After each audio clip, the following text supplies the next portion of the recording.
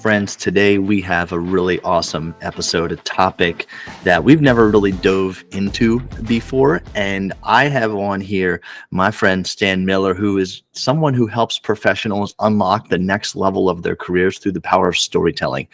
He just has become such an expert in not only what storytelling is, but how to effectively utilize it in our personal lives and our careers as we want to seek new job opportunities or just grow within the companies we have. So Stan, I am so excited to have you on the cATalyzing podcast. Thank you so much for joining us today. Well, hey, Ryan, I am so grateful for you and to be here with you today, and that you would just give me your platform and lend me your platform to share my message of storytelling. So thank you. Absolutely. And, it's been nearly a decade since Stan and I actually were in the same room together where we first met in New York City at a Sinek Start With Why workshop, which was absolutely amazing. Stan, I know you remember that workshop well. What was something that stood out that kind of carried with you beyond that workshop that was so valuable in your career? Yeah, so I love that you asked that question because it was such a pivotal moment in my life. I was working at a startup and I had entered there. I mean, how I got into that was incredible. I got denied entry because it was full. Yeah. And I sent a message to the host and said, hey, if you get a last minute cancellation, please consider me a yes up to 3 hours in advance of the event. Now, I'm in Florida. The event was in New York, as you know. Right. And so I did get that email 2 days before the event, and they said, someone canceled. I said, I'm in, and I made it there. But what stood out the most to me is when we were called up, and I think it was called Speak Like a Leader, if you recall. Yes. And we were all called up to tell stories. And I don't know if you remember this, but I raised my hand first to talk about myself and tell my story. And I just remember just feeling so much love, so much energy in the room, just a positive atmosphere. And what I guess I took away from that moment is how the facilitators understood how to set the experience for the attendees. And so I learned a valuable lesson. Now I do workshops today. So a lot of what I do is modeled after how I desire for people to experience me. And I felt like they were doing that. I don't know what you would say, Ryan, but that's what I felt. That absolutely stands out to me as well. Just, first of all, that was, I believe, the first ever Sinek Start With Why course that they offered. I think we were in the very first one from what I recall. So even for the facilitators and then the people who are putting it on, it was their first time, and it did not look and feel like that at all. It was truly an experience. And like you said, I've taken from that just the ability to, when you're presenting with someone or you're working with a team, it's not just about spewing information at them and giving them a presentation. It's about involving them in the presentation and about involving them in the conversations. And it didn't feel like a workshop. It felt just like an experience, like you said. As we talked about our stories, we discovered our own whys. We went through and broke down, the peaks and valleys of our own story to write our why statement and to figure out our hows and our whats. And it was really awesome experience. And then to throw in the public speaking component as well, it's just one of the most valuable courses I've ever taken. And we've kept in touch, Facebook and LinkedIn since then, and I've been following your career journey kind of from afar, the creation of Storicate and whatnot. And I thought this is a fantastic opportunity. Let's have a conversation about what you're doing now, because I know firsthand the power in storytelling and how that can truly make a difference. And I'm seeing it even more firsthand as I'm trying to get better at it myself, being full-time doing organizational coaching and speaking workshops to weave more stories into it. So let's break that down and let's unpack that a little bit, because Stan, you're the man when it comes to storytelling. I've seen it firsthand. Let's talk about the power of storytelling and what are the reasons we should communicate through story.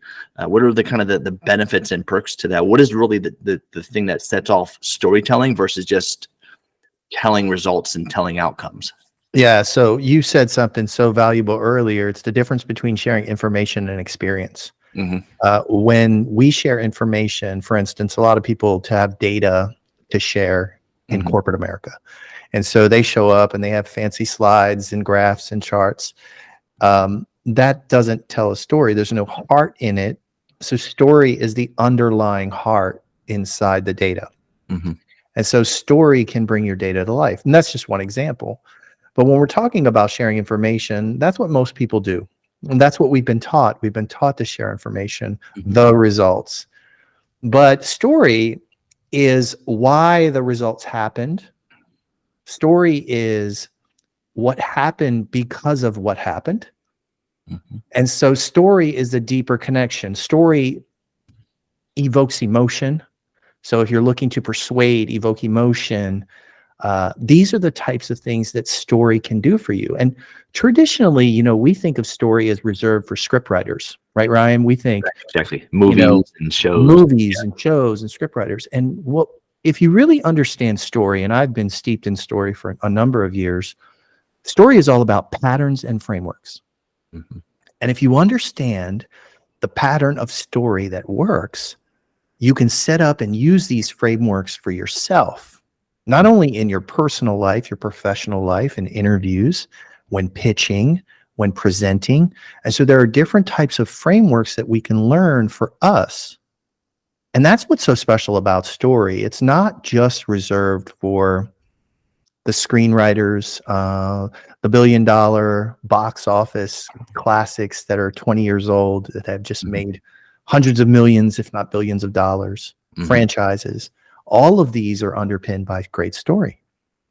And so that's what I'm most interested in. And that's what I've dedicated my life to, Ryan. And it's amazing when you can tell a good story and when you get better at it, how it builds your confidence. And it, like you mentioned, the ability to persuade and get and evoke that emotional aspect of what you're doing. For example, if you're in a job interview, you know, you could speak to the fact that you had these outcomes, X, Y, and Z. But if you can bring them in and have them kind of walk through whether it be the peaks and the valleys or just some of the high points, but having them feel that because of your story, that is what led to those outcomes, that gets them to buy in to who you are as a person, and then determining, is your story valuable and does it fit with what our needs are? Really establishing those meaningful relationships. I think it's one thing I've read that you've written or you've said that telling stories, it allows you to better establish a relationship between yourself and the listener, but also you have the characters of your story that the listener then can empathize and relate, and just kind of be drawn into what you're saying. So it draws in attention. Yeah, I mean, you want them for sure to feel like they're a part of the story, and you can use storytelling. I like to use examples from interviews, because we have to talk about ourselves in interviews. And Ryan, the way that we have been trained traditionally is to pitch yourself. I mean, you've heard the example, go sell yourself, right? I mean, how many of your supervisors in your professional career have said, Ryan, just go sell yourself? Well, the problem with that is that no one likes to be sold to. And so they're on the other side of the table. They don't want to hear you sell yourself. They actually want a story. They desire your story, but no one has shown us how to tell our story. Now, the one thing that I know about storytelling, when I teach my clients how to tell their story, it does build confidence, because they don't have to necessarily be the hero and save the day in every single story that exists in their arsenal of stories, especially inside of interviews. And so there's some real interesting paradigm shifts inside storytelling and what you can do and how you can use it. But the key is frameworks and just understanding how these frameworks work. And, you know, I run into a lot of people that are great storytellers, that are really great storytellers, and that have the ability to evoke so much emotion and cause people to take action. And one thing they all have in common is that most of the time, their stories aren't about them. They are about a group of people that they served. So they are telling the story from their perspective, not And they are in the story, but they aren't necessarily, Ryan, the main character of the story. And what you mentioned before about not being the hero, we're going to come back to that a little bit when we talk about the practical applications, but Sure. that is spot on when it comes to, people want to know what's in it for them. And they also want to know, how you made a difference, how you served as a leader, not necessarily the steps that you did, but like, how did it make a difference? And you hit the nail on the head there with making the others the hero is super crucial in your stories that you tell, because it's not about you. It's about how you served and made an impact. And before we dive into that a little further, can we break down what makes a good story? Kind of what's the anatomy of a good story? What are some parts that people, if they're trying to get better at storytelling, if you want to break it down, how do you formulate that good story? So I'm going to oversimplify here, right? The first thing is beginning, middle, end. Mm-hmm. Most people struggle with that. Most people go beginning, middle, middle, and then they try to land the plane, right? And so that is the challenge, because the way I think about story is in the workplace specifically, Ryan, our objective is to share the most amount of value in the shortest period of time. Mm-hmm. The challenge that we have is that we like to share, and that runs long. And so we often find ourselves at work waiting for verbal cues to stop, waiting for other types of signals from our audience, like what you're doing right now, shaking your head. Yeah, we're looking for that affirmation from someone else, and that can cause you to keep going. And so beginning, middle, end is fundamental to storytelling. Now, if we talk about framework, there are a bunch of different frameworks, but let's just talk about sharing a highlight moment.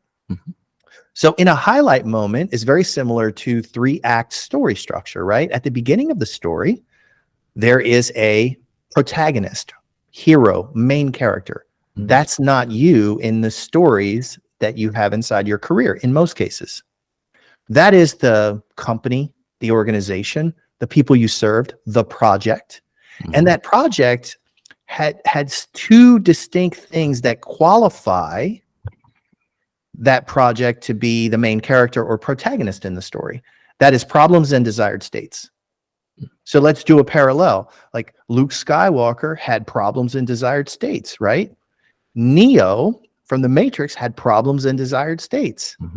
Katniss from the Hunger Games had problems and desired states. So when you foundationally set up a story with a good, solid main character in your career, it's not you, it's them. Why? Because you want to put the protagonist as who you serve, not necessarily you. Don't worry, though. You're in the story. You enter as the mentor, or I call it the Pathfinder. A protagonist meets a Pathfinder. And the Pathfinder in the story has empathy, authority, has been chosen for a reason, and you should convey those things inside of your stories.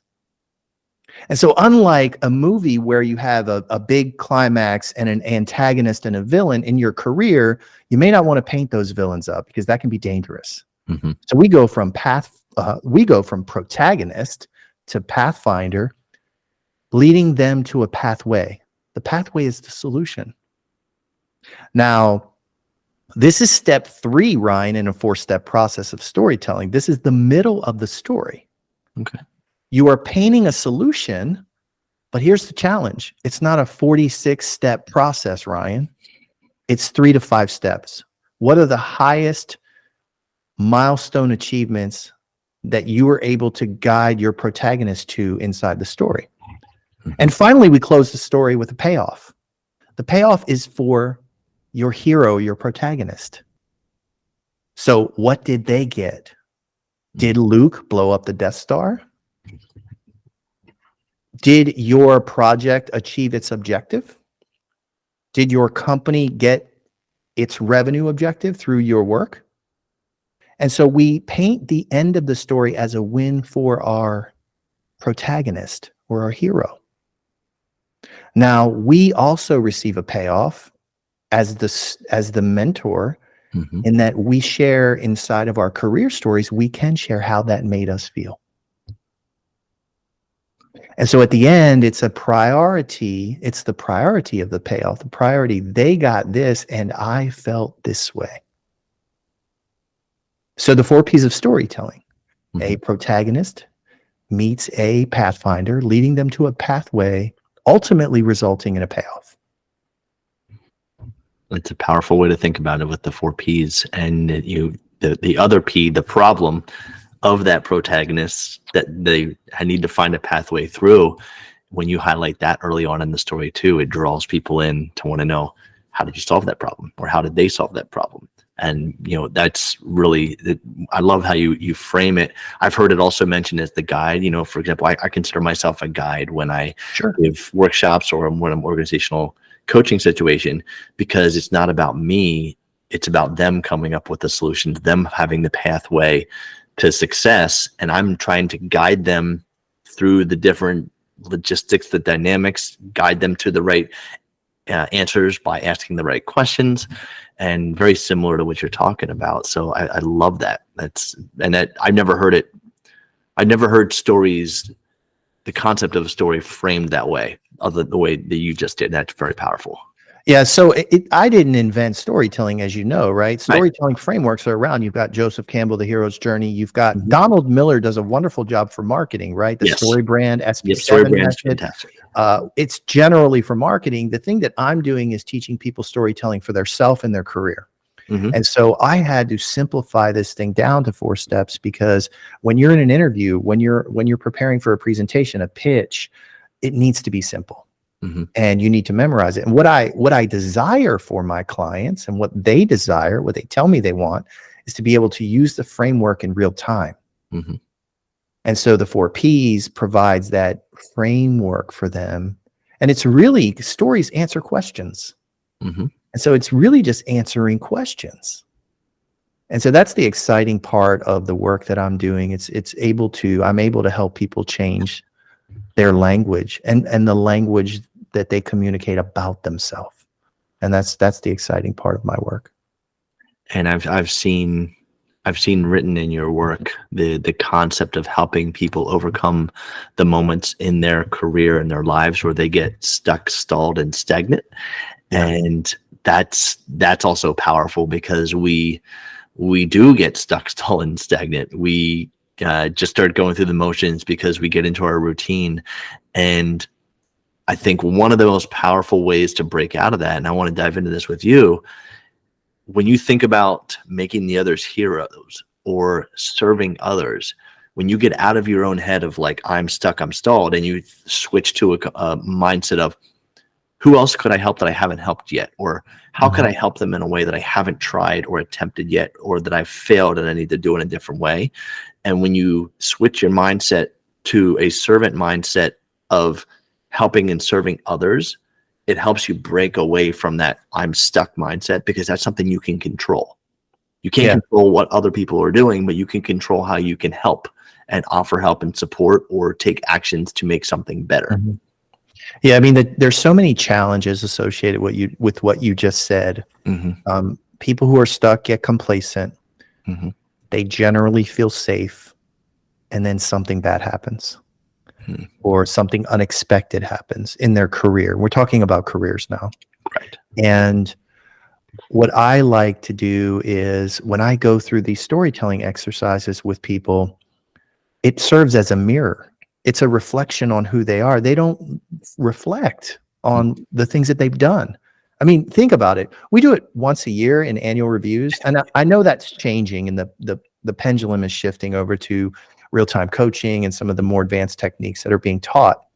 But for most of the large companies, it's still annual reviews. And so what happens in an annual review? Well, I have to reflect. I forgot about most of the things that I have done great this year. And then I've got to reflect. And what we're trying to do, and what I'm really focused on, is pulling up that mirror for them, so that they can see the wonderful things that they've done, the people they've helped, the problems they've solved, the desires that they've helped meet, and how they've done that work.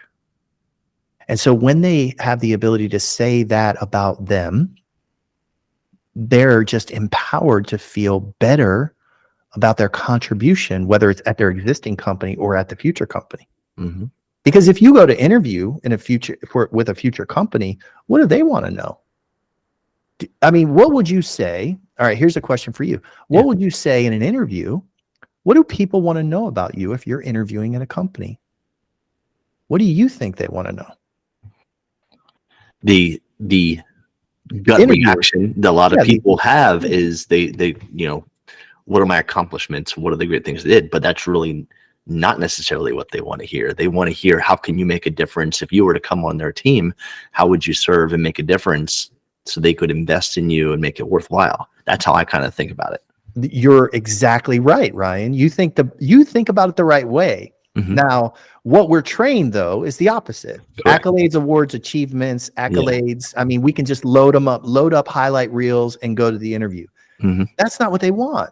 What they want to know is three things: who you help, how, and what I can get in return for that help. Mhm. And there isn't a better way, Ryan, to share that than show them and teach them how you've helped others. And so there isn't a better way for me to communicate to you how I help and talk about what I've done for someone else.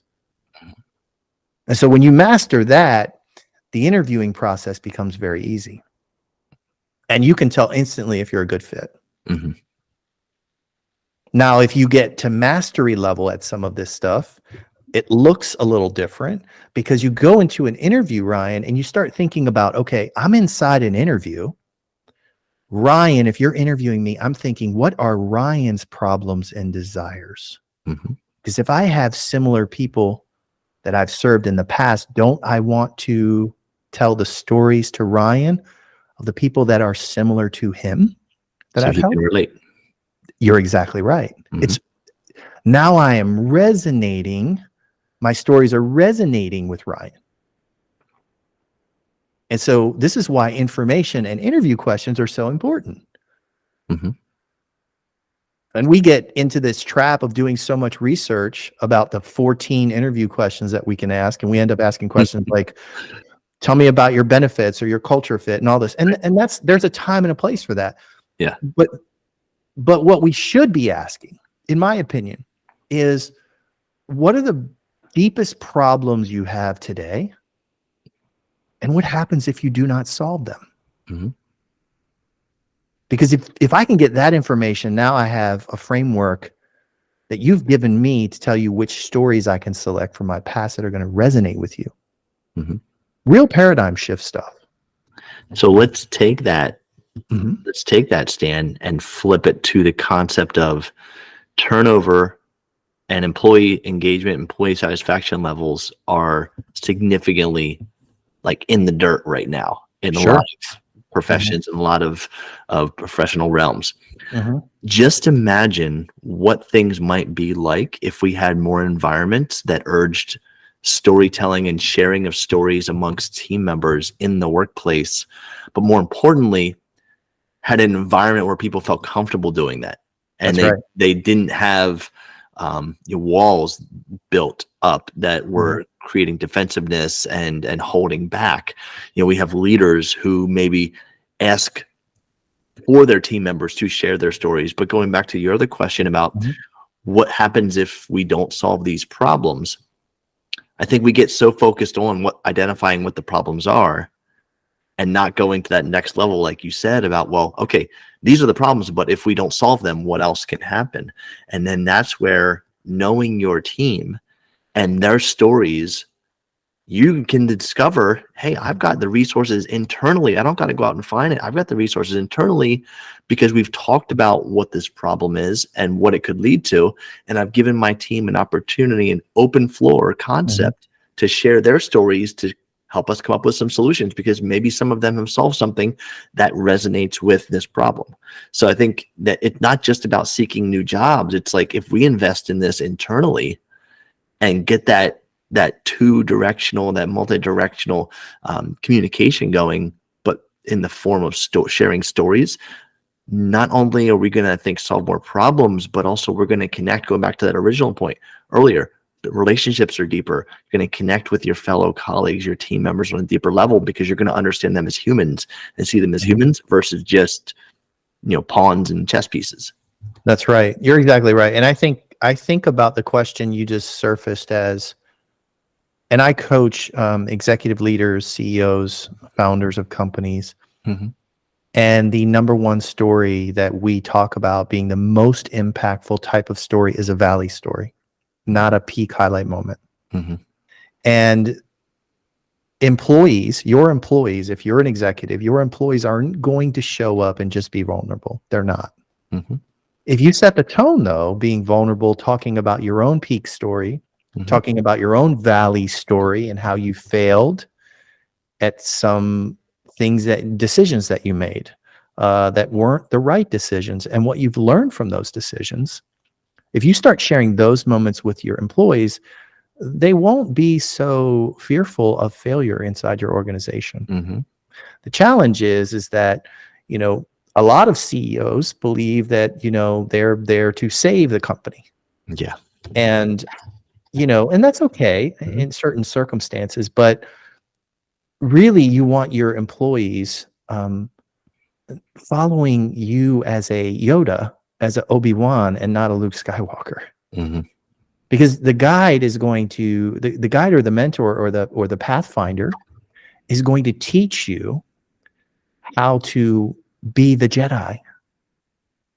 And so the best leaders that I run into, am fortunate enough to coach and interact with, have this gift of vulnerability.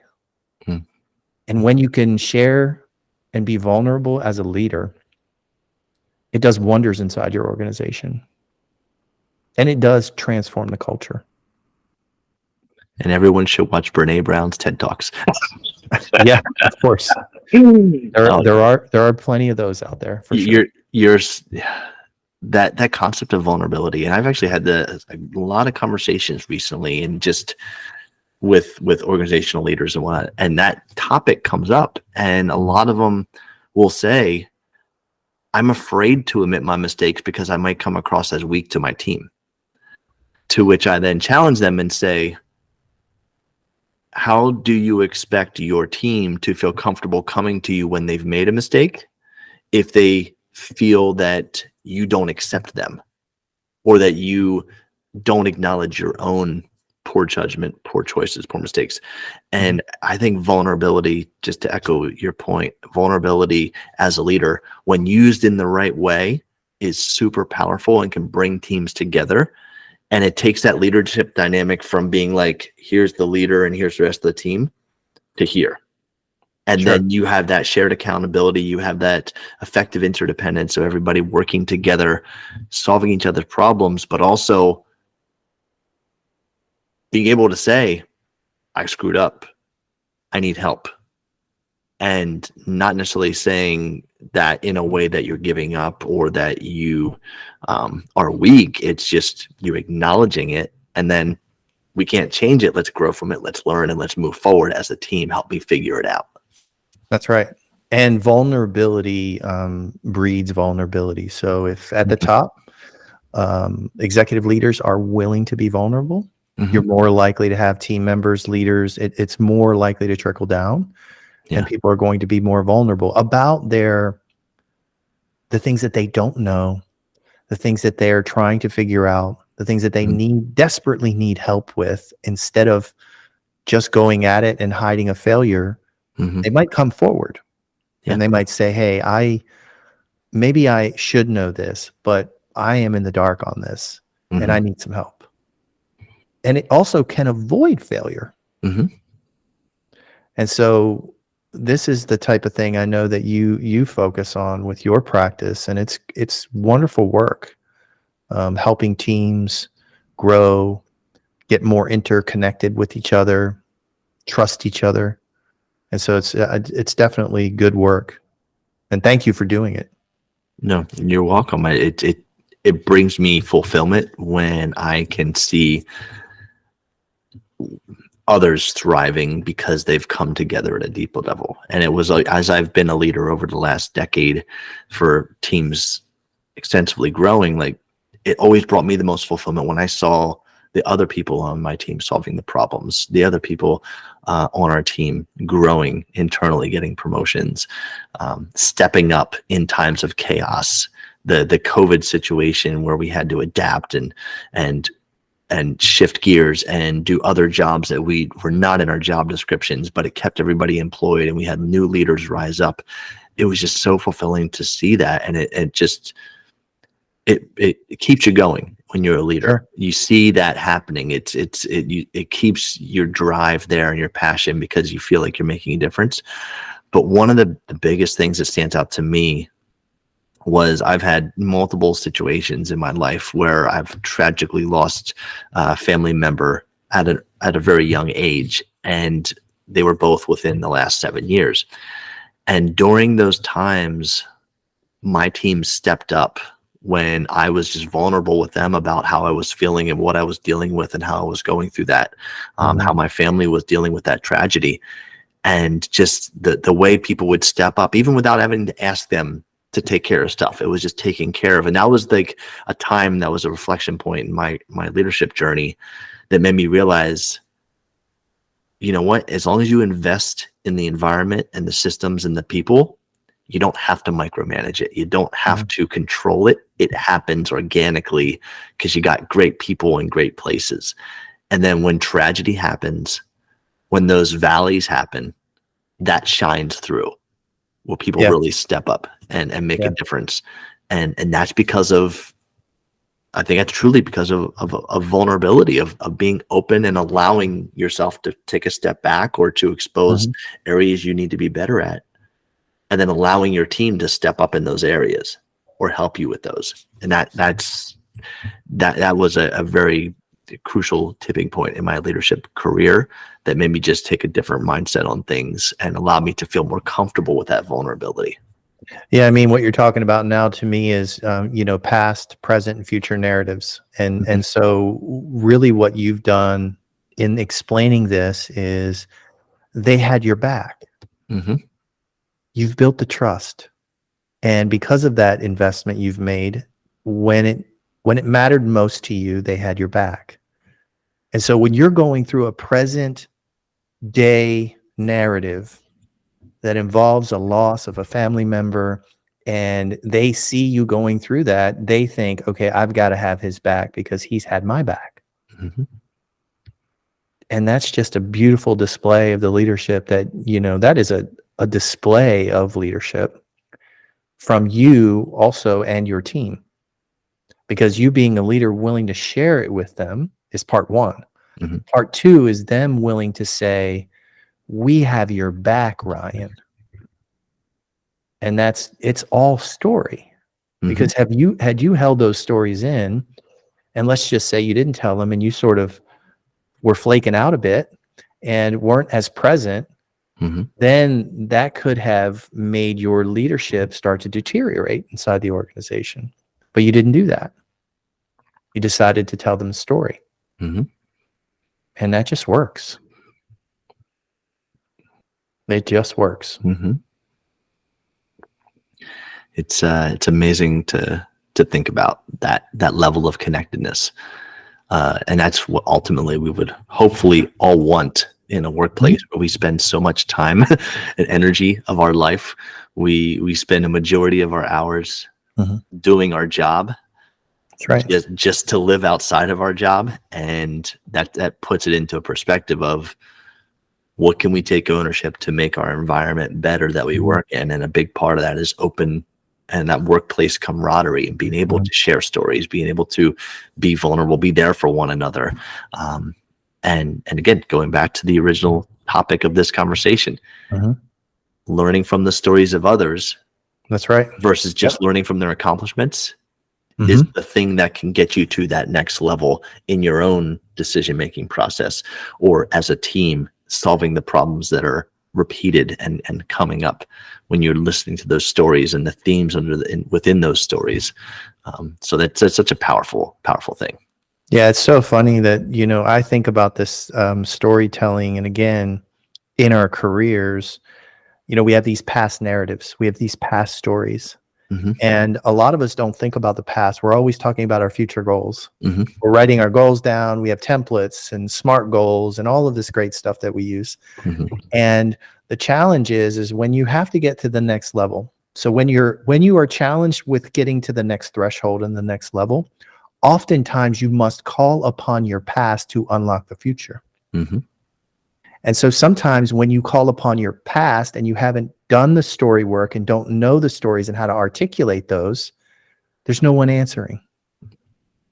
And so if you are really good, I mean, solid on telling your past stories, you have the potential to unlock your future and your future narratives. But you must pass go, right? So think about it. I mean, in an interview, in an executive meeting, you're meeting that VP or that C-level executive. Communicating what you've done in the past is so critically important. But we've convinced ourselves inside of many of these corporate spaces that we spend so much time talking about what we want.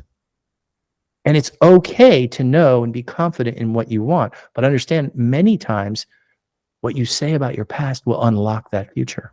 Mm-hmm. And so it's past, present, and future narrative.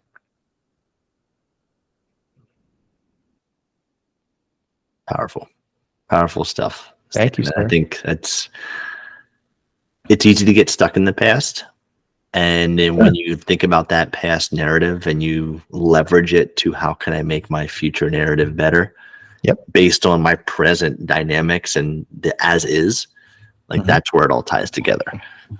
So that's a great way to wrap that up. And before I want to give one last final call to action, Stan, for you. But again, if people want to follow you, of course they can find Stan Miller on LinkedIn, on Instagram and Facebook. If you search career storyteller, can find you there as well. Storicate.com. That's STORICATE.com. All those will be in the show notes for the show, as well as a link to your LinkedIn profile, because you do a lot of great content on there. I'm always learning about the stuff from the stuff that you're posting. But Stan, before we wrap up, what is like your biggest advice for someone maybe who struggles with storytelling? Kind of where should they start? Take that first step to unlock that power a little better.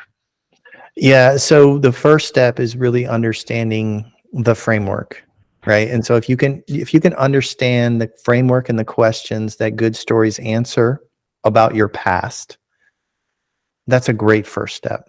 And I would stick to a peak story. So a highlight reel moment is okay. Who did you serve in that moment? What were their problems? What were their desired states? Why were you picked? How did you empathize with them? Did you have some authority to help them solve the problem? What steps did you take and what did they get? Is the way forward.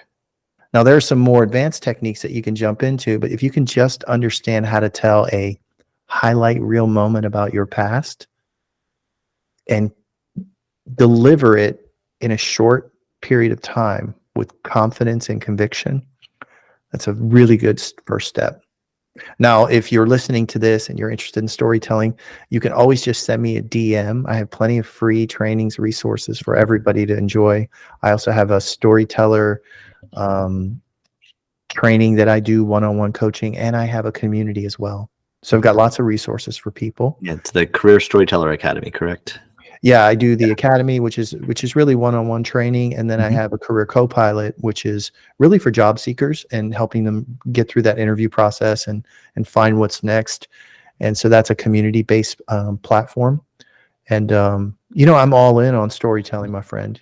And so this is the thing that I love to do, and have seen a lot of people accelerate their careers and want to do more of that work.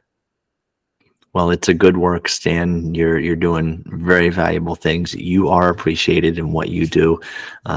So thank you for your investment in serving others through this, because it's something we don't think about. And it's something that can be, quite honestly, a game changer if you really invest it into it purposefully and mindfully. So Stan, thank you for sharing your stories today and telling us more about how we can be more impactful through our stories. Again, Stan's contact information is in the show notes. Definitely connect with him afterwards. I hope you have a great day, Stan. It was so great to see you, and hopefully sometime in the near future we can reconnect in person sometime. I'm happy to come down to Florida anytime. Everyone is okay with coming to Florida. Yes, I get it. If you're ever in Florida, we will connect in person for sure. So please be sure to let me know. And it's always good to stay in touch. After even 10 years, we've still been connected and in touch. And it was that one experience that connected us and that has kept us connected. So I just appreciate that experience and appreciate the work you're doing as well. And it is a gift and an honor to be here with you and serving your audience as well. So thank you for inviting me. Thank you, sir. High five. Right. High Keep five. doing great things, and we'll talk again soon. All right. Take care. Take care.